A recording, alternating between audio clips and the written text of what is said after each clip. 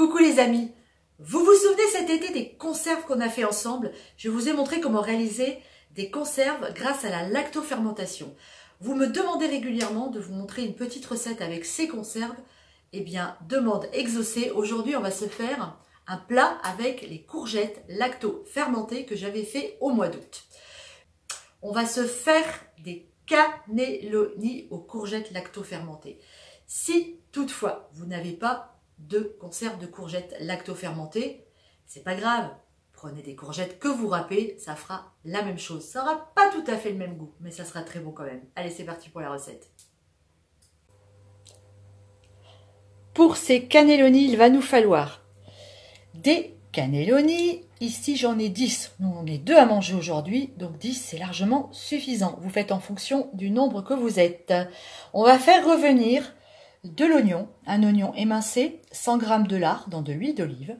Il va nous falloir un petit pot de courgettes lacto-fermentées que vous avez fait évidemment cet été. Il va nous falloir les chèvres marinées à l'huile que vous avez fait aussi et une petite conserve de tomates, du jardin pour faire une sauce tomate, de l'origan, du gruyère râpé, du sel, du poivre et un œuf. On va ouvrir nos courgettes. Mince, faut que je prenne. Voilà, parfait. Regardez-moi ça. En plus, ça c'est... je les ai pas stérilisées, elles se sont presque stérilisées toutes seules, quand vous avez entendu le pchit. C'est magnifique.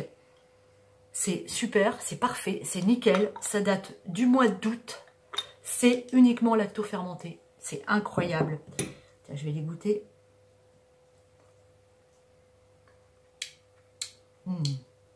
Ce petit goût acide, j'adore. Alors, on va les égoutter pour pouvoir les incorporer dans notre farce. Ça y est, j'ai égoutté mes courgettes. Maintenant, je vais mettre un excellent petit fromage de chèvre dans... Je vais aller à la pêche dans mes courgettes. Allez, viens là, toi. Donc, la recette des fromages de chèvre marinés dans l'huile, vous l'avez sur la chaîne. Je vous invite, allez, viens là, allez la voir. Le voilà. Ah, le piment m'embête. Allez, c'est parti. On va écraser notre chèvre. Regardez comme il est beau. Il est magnifique. Avec nos petites courgettes.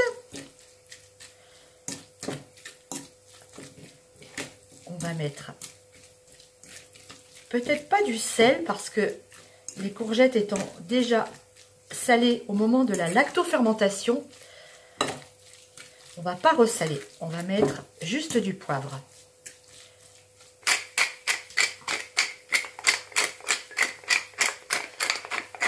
On n'hésite pas sur le poivre. Ok. Dans le même temps, vous faites revenir les oignons et les lardons et on prépare une belle sauce tomate avec les tomates du jardin. Vous avez aussi une recette de sauce tomate sur la chaîne. Si vous n'aimez pas faire la sauce tomate, si vous ne savez pas, vous pouvez toujours mettre des sauces tomates toutes prêtes, mais c'est quand même drôlement moins bon. Ici, je continue avec l'œuf entier.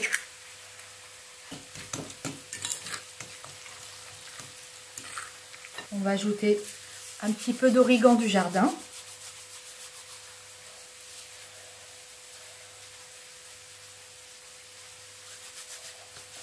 Parfait. Ils sont tellement bons. Ça y est, je viens d'ajouter mes petits lardons et mes petits oignons.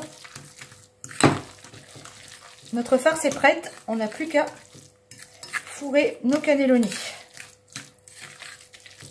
Les cannelloni, vous pouvez utiliser une poche à douille.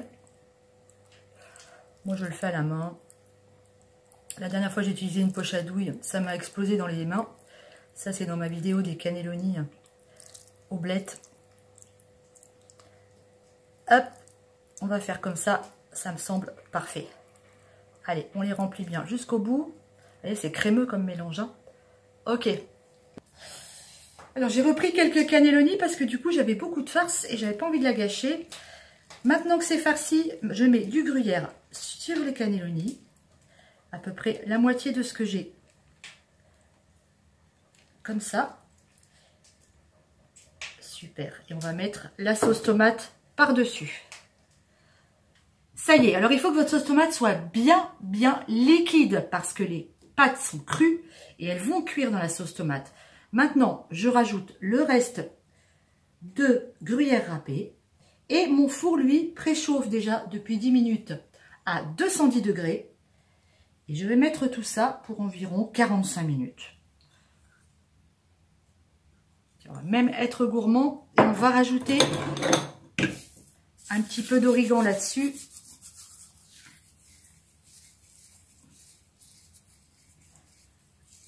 Impeccable. Allez, c'est parti!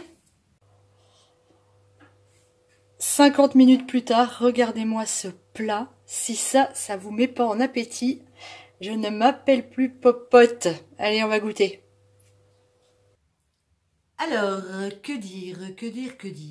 Mis à part que j'ai cru que j'avais appuyé sur le bouton pour filmer la dégustation et qu'en fait, je ne l'ai pas filmé. Donc, j'ai mangé mes cannelloni en commentant, en faisant des grands mais je n'ai rien filmé du tout. C'était super bon hein, quand même, hein, ça je vous le garantis. Mais bon, il n'y aura pas de film de dégustation ce soir. Allez, c'est pas grave. Bon, je vous fais des gros bisous et puis on se retrouve maintenant mercredi pour une nouvelle recette. Et puis n'oubliez pas de voter pour le plat de vendredi. Salut!